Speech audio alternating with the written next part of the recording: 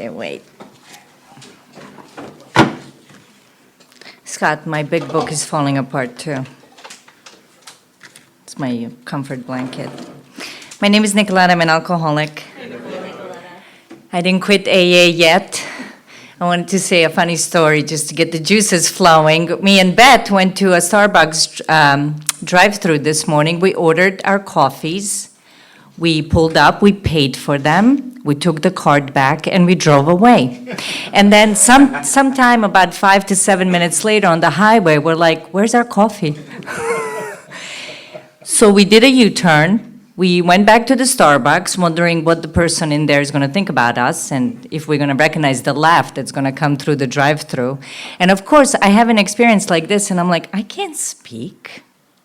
Like, I can't, like, they want me to speak? They want us to speak? Like, we should just leave for New Jersey. We should just go back home. Like, we can't even get coffee, you know? Like, we can't even pick up our coffee order that we paid for. Anyway, I just wanted to share that because it was so funny. I mean, it just happened this morning. That was too funny. And then Beth got hit by a truck last Friday, and she's alive.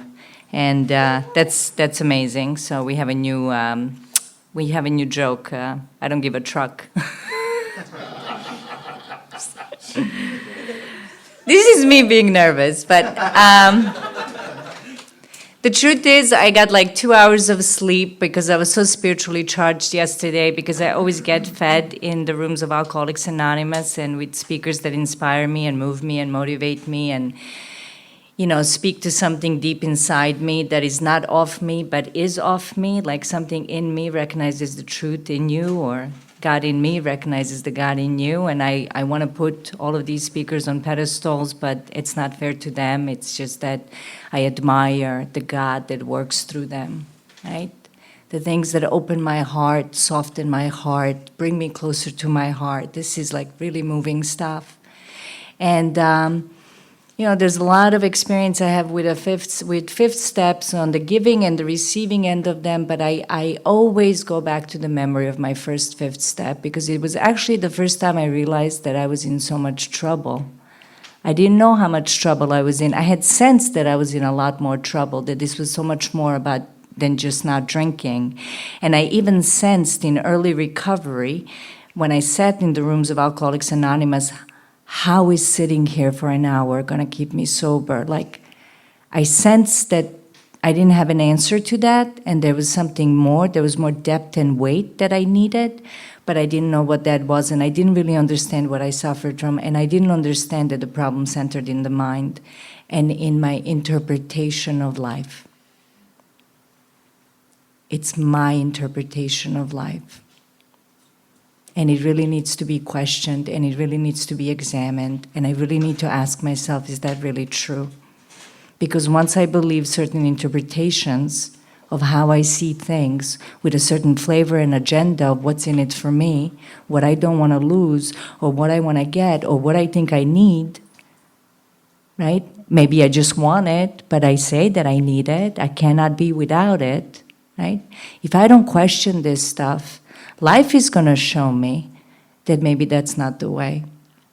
And so, you know, I got incredibly fed last night, and my experience was that, you know, under the influence of alcohol, the power of God goes so deep, right? The power of truth is so deep that under the influence of alcohol, not understanding what was happening to me, in a complete moment of silence, Peter talked about, like, mind is not really involved.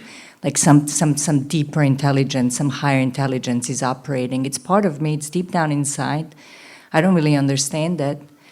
In that no mind moment of surrender, when I talked about my step one experience, I now just lost my mind completely. In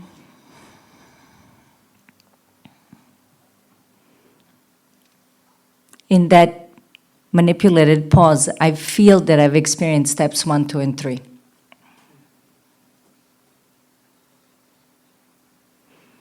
You know, it's funny, we do not, the fifth step, it's the first thing they talk about in the chapter, into action. That means up until this point, I've been in the comfort of my room, reflecting, observing, verbalizing, reading, praying, listening. I haven't gone out there. I'm not a free-range alcoholic yet. I haven't really taken much action. I wasn't a free-range alcoholic. For 4 months, I was locked down. I was in an institution because I was afraid I was going to drink. Why was I afraid I was going to drink? Even though I didn't have the mental obsession at that time, because I knew I was going to drink. So I was safe in a lockdown environment. Then I go into a sober house in Dover, New Jersey, and I'm lucky enough that, God provides everything we need. And I meet a sponsor, Lena, that's still my sponsor to this day, like third day in this sober house. I was incredibly lucky that got me right into writing. She qualified me, Some questions were posed, some things were talked about, some pages were read. I didn't really understand, but I listened. I trusted her. I saw freedom in her eyes. She was incredibly attractive. We talk about attraction rather than promotion. I mean, she was attraction. She was attractive. There was something about the way she stood there, the way she looked at me, the way she talked that was incredibly attractive to me. So I listened. I trusted her. I trusted what she was saying. I trusted her suggestions. I trusted her direction. And she told me to sit down with a piece of paper and a 4-column inventory and start writing. And I didn't understand that self-manifested in various ways is what has defeated me. But I needed to see that. I needed to be convinced of that. And manifestations of self, some of them are resentment, anger, annoyance, frustration, my arguments with life, my interpretation of life. And I needed to get down to causes and conditions, and I needed to really see the obstacles or what was blocking me from living the most honest life, which when I live an honest life, I get to travel lighter. I travel lighter when I live in an honest way. I want to be lighter, because when I'm not lighter, I'm prone to I want to get relief. I got to get relief from self. My stories about myself and you, my stories about life and my interpretation of the things in the past, what I need, what I want, the chatter, the non-stop chatter. I mean, when I drank, the wheels of my mind stopped spinning. I need to put my attention somewhere other than my mind.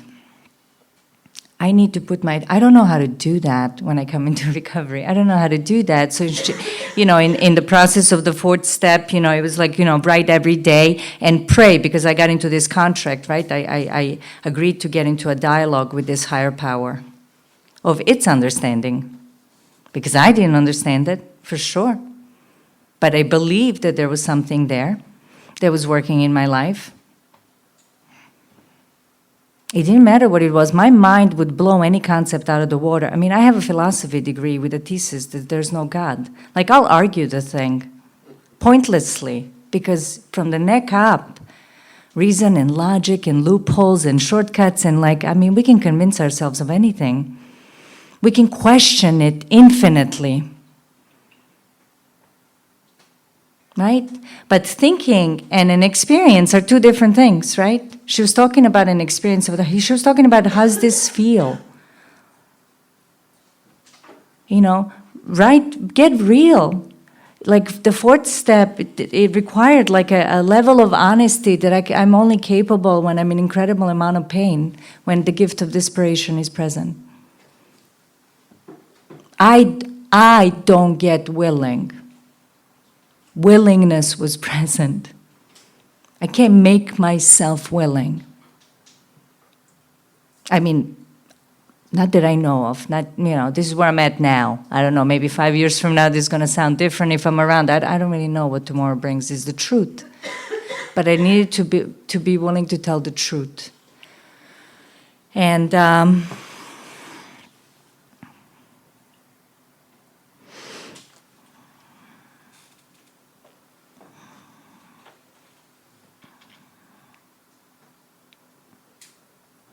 I worked with my life. I think I talked yesterday that my life was perfectly designed for me to wake up and have an awakening and discover the depth of my own being. that it's not of me, and it's very inclusive of all of you. And I needed to work with the blueprint of my ego and how I've set the life to be, right? So the fourth step was an opportunity to really take a look at what's driving these. It wasn't so much about what I did. It was where that came from. Like, what was the motivating factors behind my behaviors? Like, why did I do things that I knew were wrong? Why did I do things that I didn't want to do? How come I put myself in these situations? How come things didn't work out? How come I changed my mind? How come I'm justifying or rationalizing something that I kind of knew it's wrong? You know, the book talks about the mental states that precedes a relapse. I mean, let's talk about mental states that precede cheating, stealing, skimming off the top. Rationalizing. I can rationalize anything. I'm very good at deceiving myself. I can be very deceitful, very delusional. I'll rationalize anything because I don't want to confront some kind of pain or some kind of fear that's driving it, because fear, it's a thief. We talk about fear being a thief. It robs me. It robs me. Fear robs me of an experience like this. If it's up to me and my fear, I would never be standing here and speaking, allowing myself this experience. And whatever lesson I need to see from that, from facing it, from walking through it, from smelling it, marinating in it, digesting it, being with it, like getting a little closer to it, like, what do you want to tell me? Like, my life is a perfect blueprint of my ego, the resentments, the fears, the harms. I need to get in touch with pain. And, you know, there's a transformative piece in the fourth step inventory that like goes from like this rigid thinking, I'm right, righteousness, pride, anger, resentment, frustration, annoyance, complaint, blame, right? All these tools of the mind, right? All these tools of the ego to like softening the heart. I needed to drop from the neck down. I don't know about anybody else, but I needed to drop from the neck down. I couldn't afford to be like that anymore. I couldn't afford it. I can't afford it. I can't afford to sit in resentment or anger or fear for too long. I can't feed that thing. It blocks me. It paralyzes me. It disconnects me. It dries me up. It starves me. I knew I was willing. She said, write, I wrote. I didn't know how, I didn't know what, but I was sincere. And I had a prayer. I just want to see some truth. I just want to see some truth. That was my fourth step prayer. Show me. Show me what I need to see. You know, and my mantra today and often has been, what do I know that I don't want to know? What do I know that I don't want to know? Like some part of me knows, but I avoid, right? I can't look. It's too painful. Like I escape, I avoid. Don't look there. Don't look there. Yeah, I want to control the outcome because I'm afraid. So I'll come up with different strategies and walk around it and back up and come forward and all of the variations that I play God with life. And I keep hitting walls and I keep like not making it happen. And a few times that something happens, I think that I'm to be credited with it. And then I'm like, oh, that worked. You know, when I tried to manage, Scott talked about when I manage life, when I manipulate life. When I'm manipulating life, when I'm wrestling satisfaction out of life, what's in it for me? Where's mine?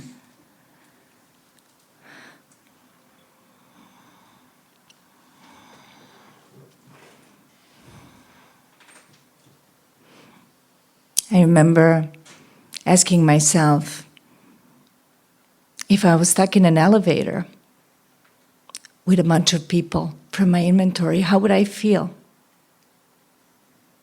Would I be able to look them in the eye? Would I feel free?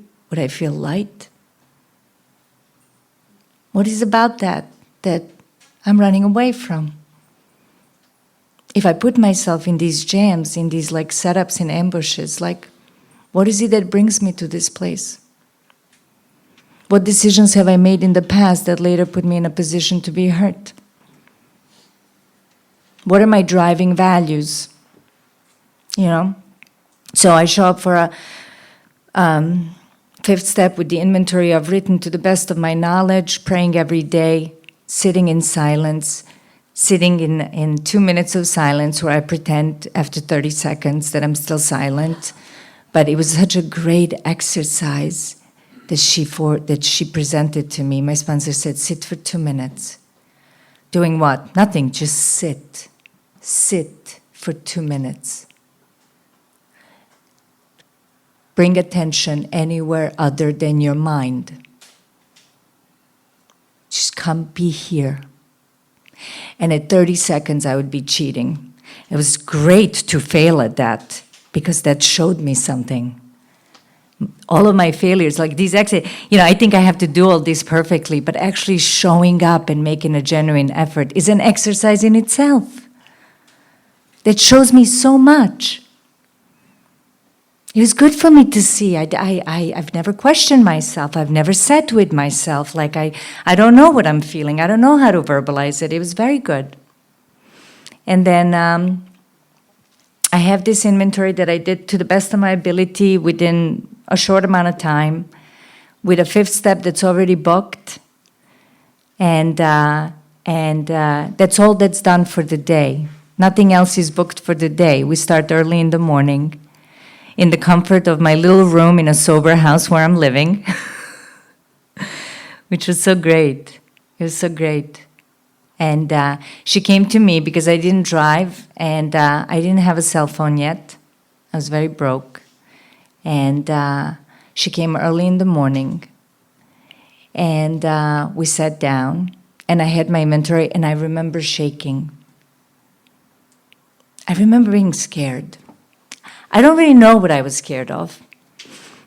Sharing this with someone for the first time, getting real with another human being for the first time, being rigorously honest for the first time in my life, right? This is the first person that I'm going to reveal myself in the most vulnerable and raw way, with no agenda and no idea on what just being real, just go for it, right? All the nook and crannies of my past and all the ways that I'm secretive and, that I lie. Things I've done that bring me shame and regret that I don't want to look at and I don't want anybody to know because I'm afraid what you're going to think about me. That you're going to reject me. That I'm not good enough, that I'm not worthy enough.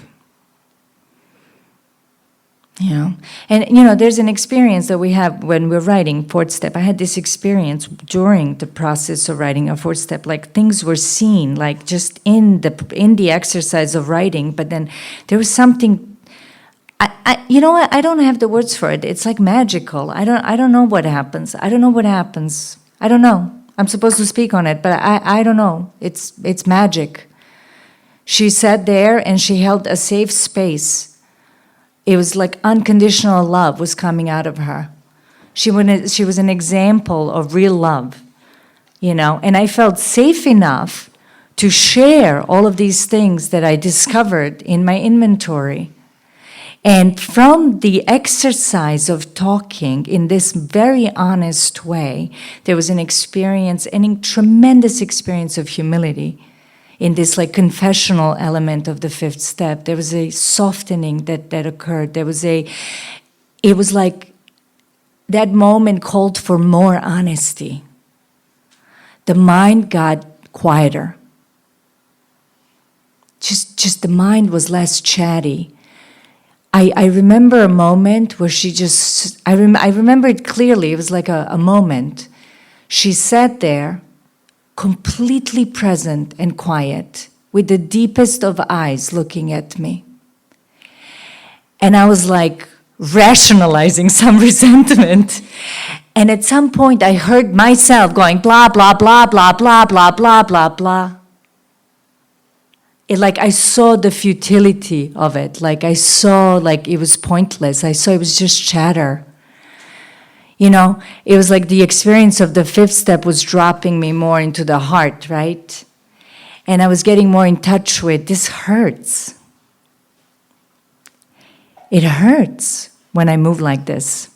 It hurts when I come from this place. You know, like, it created a more honest conversation with my own self. You know? It's like a couple that's arguing, you did this, you said this, you did this. It's very surfacey, right? Surface conversation. What do you really want to say? What is the most honest thing you want to say to this person in this moment? I feel disconnected from you. That's all that's happening. But the mind will interpret it in a million ways. Tons of chatter. Someone to blame, something should have been done differently, there's some sort of an argument about what you did, inventory, your inventory, my inventory, how I move as opposed to how you move. Like, this is what the mind does, complicates. It's like a moving target. Can't record that, Roger. Huh? Have to be present for that one. It forced like a more honest conversation. And the first person that I get to do that with is my sponsor. And this God that I'm building a relationship with, this truth, this love. Like, what would this look like through the eyes of love?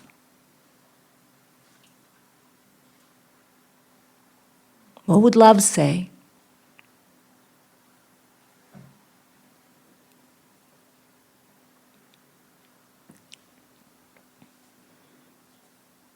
It's very freeing.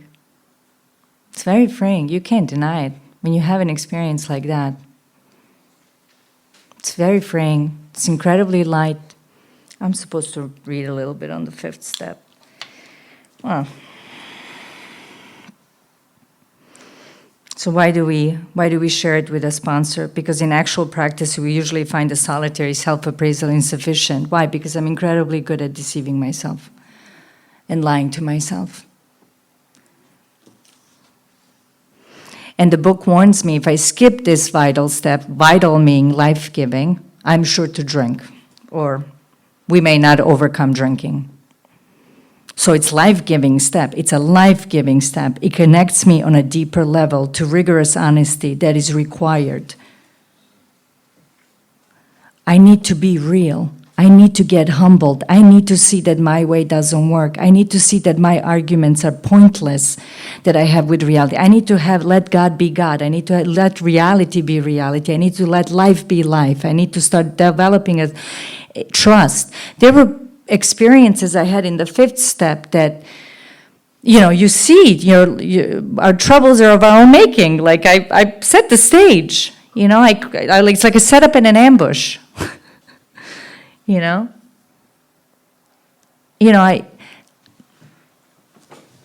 It's like I get hurt or I get threatened, and then I blame you for it. And I find some kind of in my mind, like, reason to blame you for it, and then I pin it on you. But what happened is that some sort of fear showed up. Something unresolved, something that wanted review, something that wanted my attention. It was knocking on my door. And instead of asking it, being with it, letting it inform me, I blamed you for having it. My dad, my mom, my lovers, my sister shouldn't have done that, shouldn't have said that. Why did they do that? And we're normal people are like acoustic guitars, we're like electric guitars. Like, you looked at me the wrong way. I'm thinking all kinds of things. Like, I sit in silence at a meditation retreat next to somebody. We don't talk for an hour, we don't move.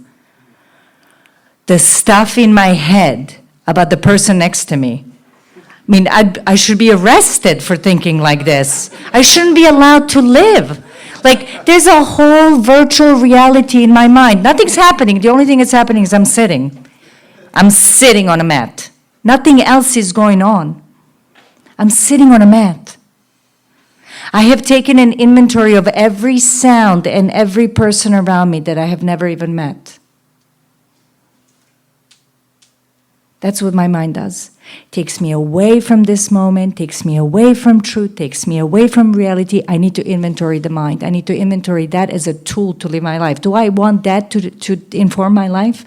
Do I want my mind, after I see the blueprint of it, that ego, do I want to rely on that? Will I trust that maybe a little bit less as a result of this process? Can I free fall into the unknown? What would it look like to not know what's around the corner? To recognize the truth that tomorrow is not promised, that an hour from now is not promised, that every moment is precious, that this might be my last. Period. What would it look like for me to be with that?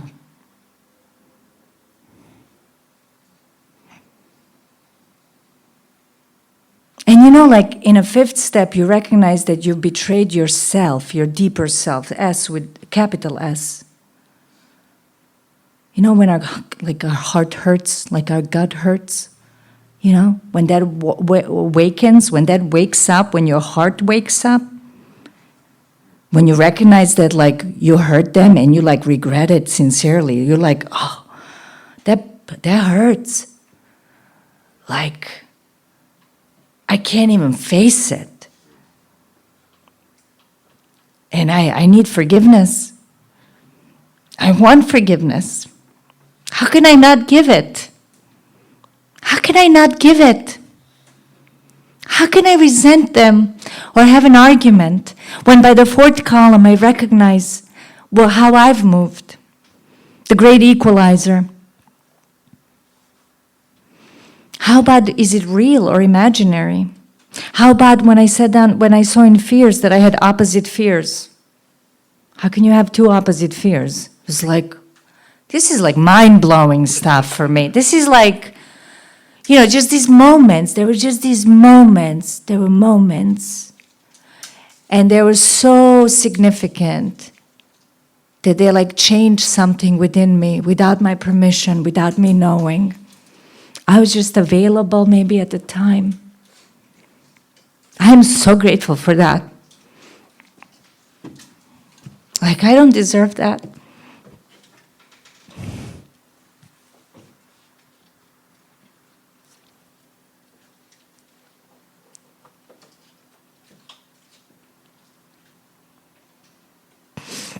I mean, I didn't talk to my dad for 10 years because of our resentment.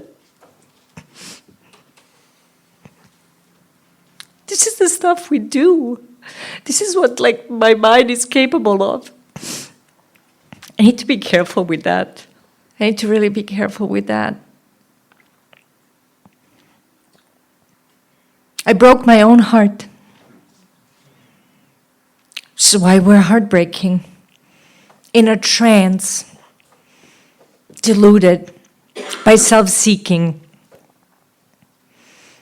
I step on the toes of others. I block myself from the sunlight of the Spirit.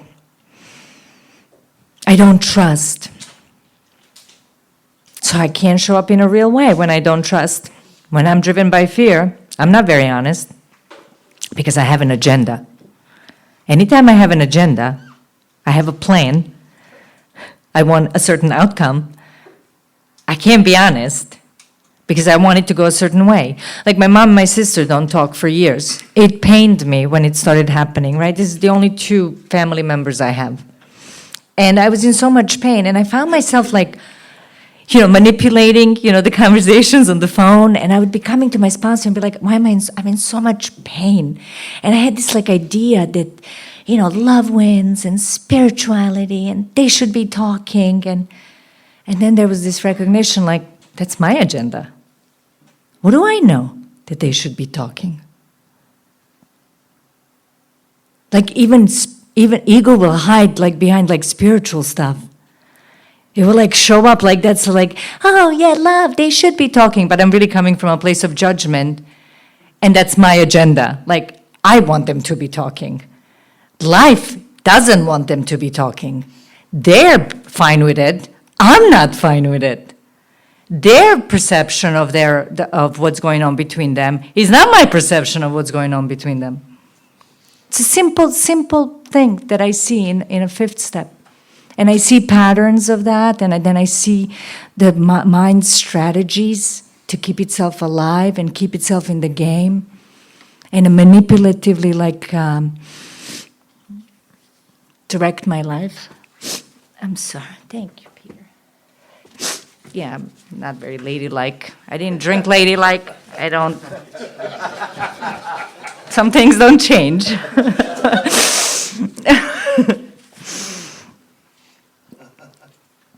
So yeah, there was this experience. It was a very long fifth step, the first one, and I remember not even the last thing on my mind was a drink. Wasn't even the last thing on my mind. This is why it's an experience you can't miss. You don't want to miss. You shouldn't miss. And I know the book says that about other things, but absolutely cannot skip this vital step. We need to be willing to get raw and to get vulnerable, to get naked with someone.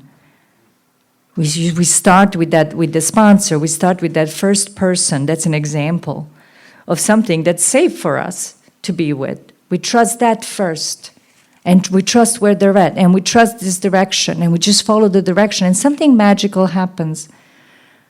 That's not of our doing, but as a result of both of us showing up. She showed up completely willing.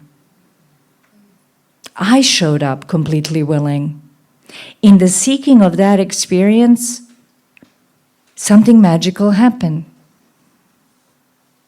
That's why it has to be an experience. It's an experience and it's magical.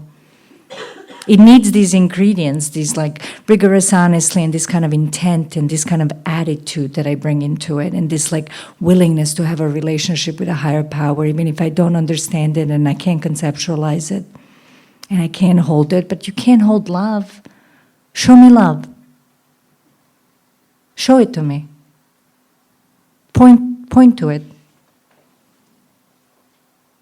So whatever I needed to use for that relationship that I was building, for that higher power that I was building a relation, whatever I needed to use to relax the mind.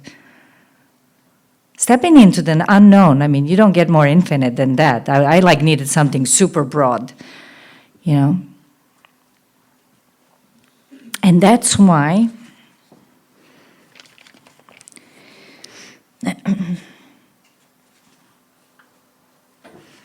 oh, I love this, right?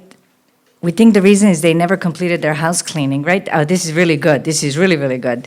They only thought they had lost their egoism and fear. They only thought they had humbled themselves, but they had not learned enough of, and this is really the promise of the fifth step, humility, fearlessness, and honesty, in the sense we, who, AA, we find it necessary. That means essential. Until they told someone else all their life story. Until they told somebody else all of those things that you don't want to tell somebody else. That's a stepping in. That's courage. That's the stuff I do because my life depends on it. I would only do that because my life depends on it. And it's so true. If I have an issue with any step, there's a step one experience that wasn't fully experienced. Scott talked about it yesterday. There's a problem with step two, there's a problem with step one. If there's a problem, I haven't seen the problem. I'm not going to seek a solution if I don't know what the problem is. I have to be clear on the problem with every fiber of my being, and I can't build this radical spiritual stuff on an iffy, nonchalant, maybe, let's see, conclusion of step one. I need to be chased by step one. To do stuff that I would not do. I wouldn't do this. God does this for me. I get to have this experience. I get to be changed by this experience. I get to have experiences that are not of the mind. And I need those experiences so that I can trust something other than the mind. This is how I get to trust that more and more and develop faith.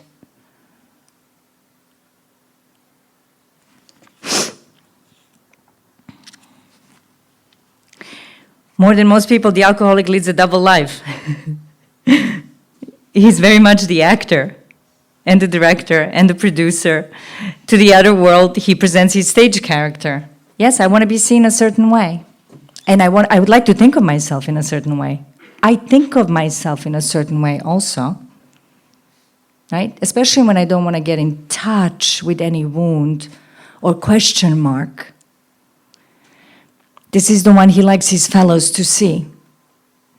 He wants to enjoy a certain reputation, but knows in his heart he doesn't deserve it. I know something I don't want to know. Now try living a life with that. It's kind of simple, right? I mean, the book says the same thing over and over and over and over and over again. And it's always fresh, and it's always like, there's a complexity to it, which is what I love about the big book, and it just like makes me so passionate when I read it. And I always see it with new eyes, but if I break it down, it's saying the same thing over and over and over again. Me controlling my life doesn't work. I'm not in charge. I know it, but I pretend I don't know it. I know I don't have control. I know I'm completely powerless. I know this at some deep level. The moment I started thinking as a kid, I knew this. I've spent the rest of my life avoiding that truth. AA forces me to yield to that truth. And as a result of that, and trusting what happens when I do that, I get to have an experience of something carrying me. And once I have the experience of something carrying me, I'm reminded that that thing carried me even before. I had a full-blown religious experience at the age of 12. No one was around me to validate it. I completely shoved it. Never talked about it. Never said it to anybody. Was going to become a nun. Full-blown, crying for 3 days, heart open, in pain, watched the Jesus movie, couldn't believe what he did, what he was an example. Not a religious household. Don't go to church. Don't read really, I don't know. I got hit. 12 years old. Didn't tell anybody, nobody around to validate it for me. Go on the street corner, sniffing glue, all right, peer pressure, want to be cool, everybody else is doing it, whatever, smoke a cigarette, 12 years old. Shoved that thing. Used to look at the stars. There was a mystery about it. It was very attractive. It was very beautiful. I knew there was something out there, but I did not like it. It brought me closer to some wisdom, but I couldn't verbalize it. Shoved it.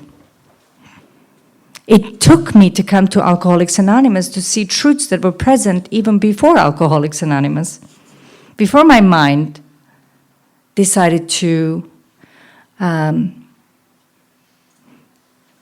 try to exert control because it's scared, because I'm really, really scared.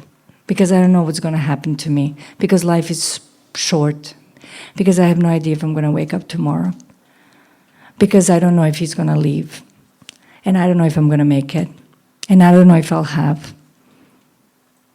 And yet, when I didn't have, I was taken care of. I have experiences of being hungry and getting food. I have experiences of being homeless and getting a place. I have experiences of not having enough money and finding it. Not stealing it, finding it. It finding me. That in those moments, whatever was needed was provided. Fifth step brings me into all that. It just wakes all that up in me. It gets me from the neck down. It shows me that certain character defects and manifestations of self that I give praise to and I think that they're going to see me through life are actually not working and are actually disconnecting me and are actually creating loneliness and are actually creating a separation from me and my fellows. I want connection. I want to get closer to you. I want to feel good with you. I want to feel safe with you. I want to be honest with you. I want you to love me unconditionally. I need to love you unconditionally. I want to be accepted. I need to accept you. This is what I really want. I want to be real. I want to be honest. I don't want to be tight. Can't record that, Roger.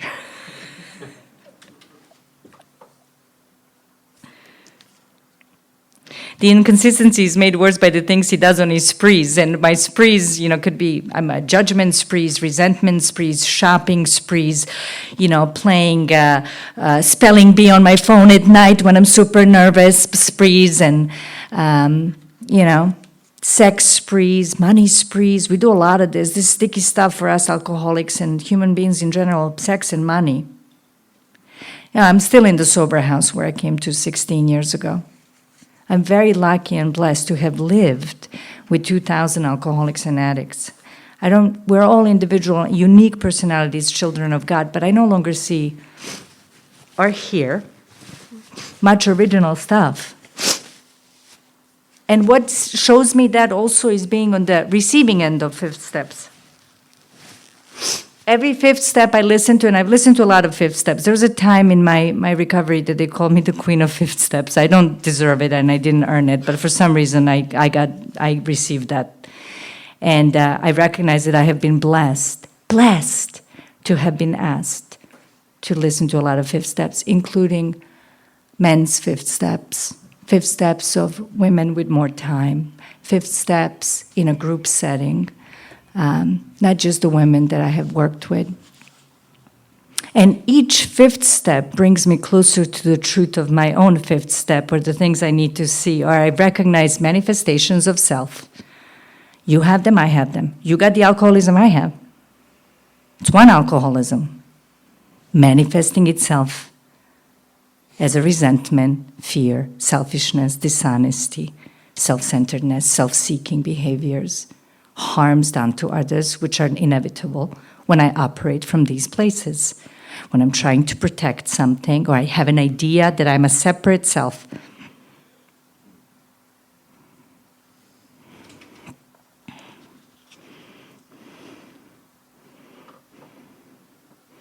Coming to my senses, I'm revolted at certain episodes, rage sprees, anger sprees, resentment sprees, lust sprees,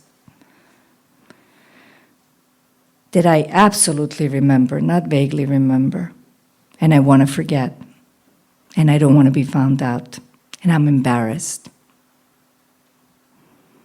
These memories are a nightmare. I tremble to think someone might have observed me.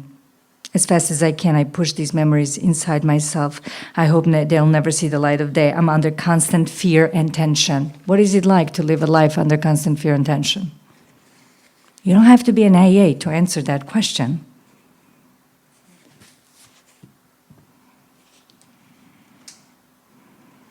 We must be entirely honest with somebody if we expect to live long or happily in the world.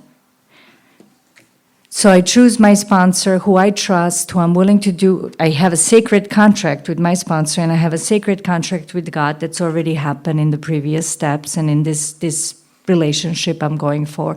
And I'm all in. I need to go all in. Get naked, emotionally naked. Be real, lay it all out, and the most amazing things happen. They've done it too. They've felt it too. They can relate to it. They tell you the things that don't make sense. I mean, things came out of Lena's, Lena to me was like this angel, when we're recovered, like people come up to me and say, I can't believe you were the kind of drunk that you talk about being. I'm like, that's the greatest compliment that God can get, or Alcoholics Anonymous can get. That you don't even see me as somebody that drank like that. That you can't even see me as an alcoholic.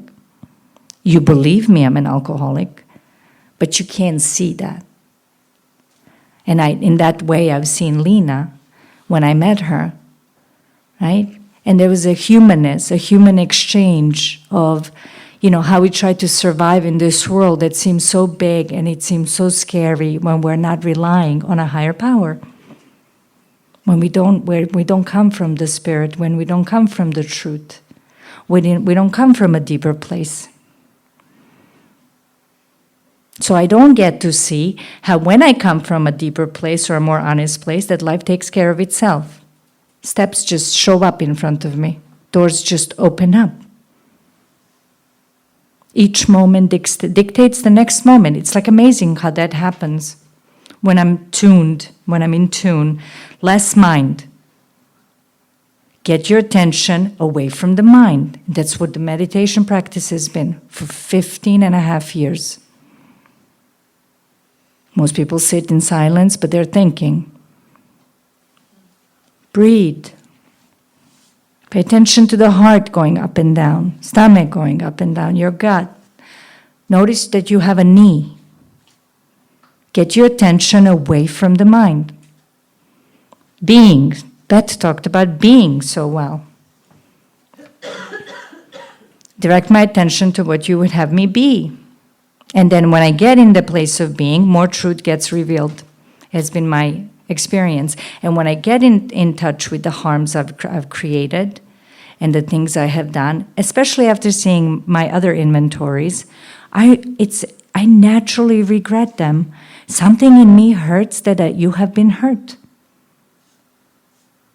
Something in me hurts that you have been hurt.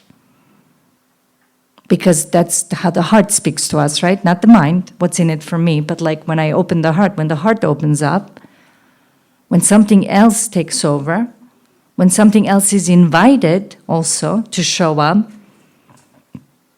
it moves in a totally different way. And we've entered the world of spirit. We're like trying to radically be changed by this and be transformed.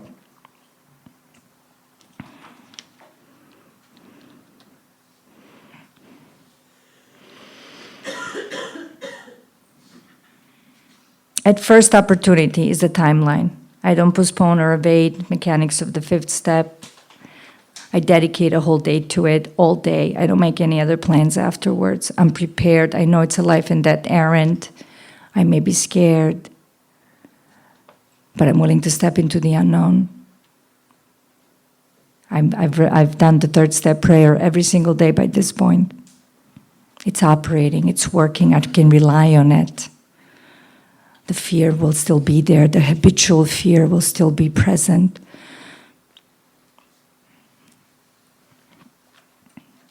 So I waste no time, and the book talks about that, and I'm prepared for a long talk, and the book talks about that, and I'm reminded that this is a life and death errand, and I need to ask myself, do I know that this is a life and death errand? And I pocket my pride, and I go to it, right? There's no space for pride.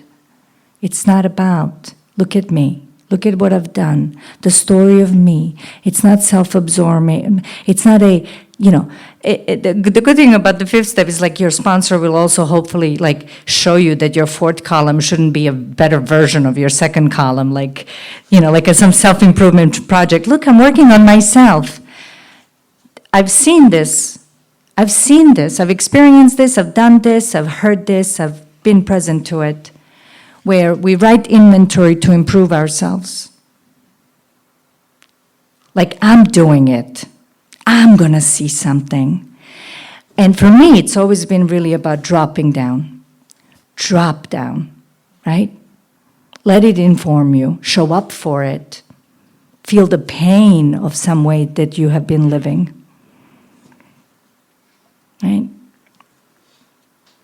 We can look the world in the eye. This is actually what happened.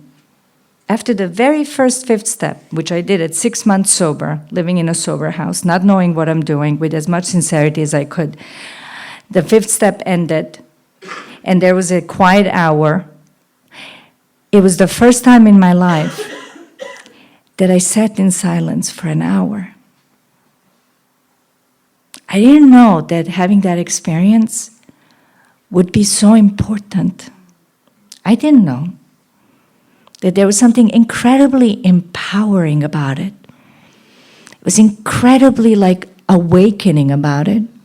It made me feel incredibly alive. I felt power. I felt powerful after a fifth step. I was exhausted, but I was like spiritually charged. This was my experience. I could look anyone in the eye. Anyone. I felt light. I felt physically light. These are the fifth step experiences.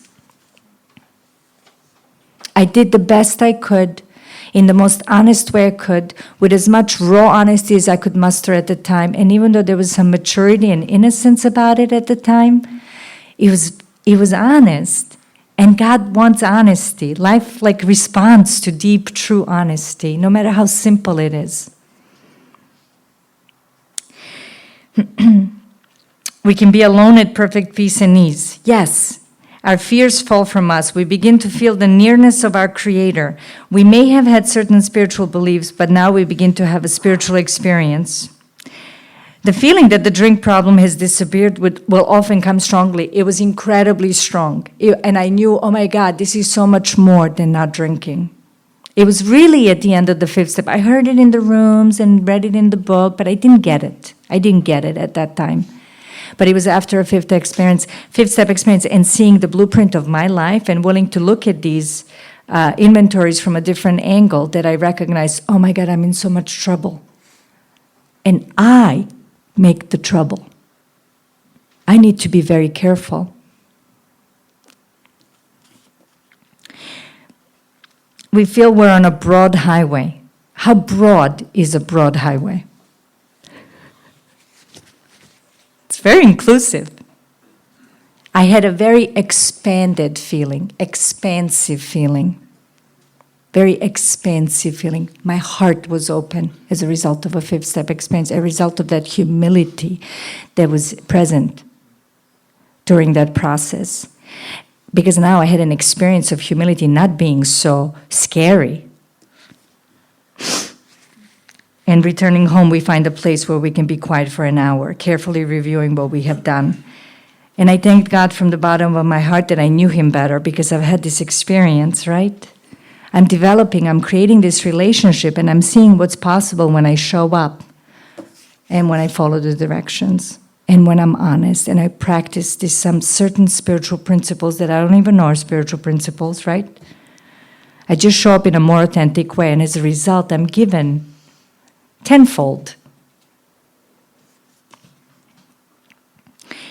And I go over the first 5 steps. And I really ask myself in this meditation and in this prayer and this moment of gratitude and in marinating in that humility and in facing my fears and letting them out and seeing some stuff and seeing how it made me free as a result of that, right? And I answer it to the best of my ability. And if something comes up, I call my sponsor, and I call my sponsor anyway after the hour. And I remember that first time after that hour, I was okay with continuing to be quiet in my room. That expansive feeling where I was in the body too, not just in the mind. Like I embodied, like there was an experience I was feeling. It was very freeing. It was very elating. Nothing's changed. That was another thing that I realized. Nothing's changed in my life from 8 in the morning until 6 p.m. But I was completely changed. I was completely changed. Life looked different. Downtown Dover and the crooked, sober living room with the the floors in the house and the guy that just came out and didn't fly, it all looked different. I was different.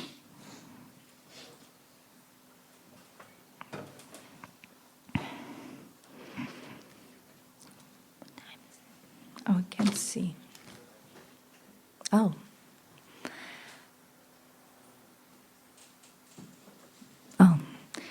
And thanks for letting me share.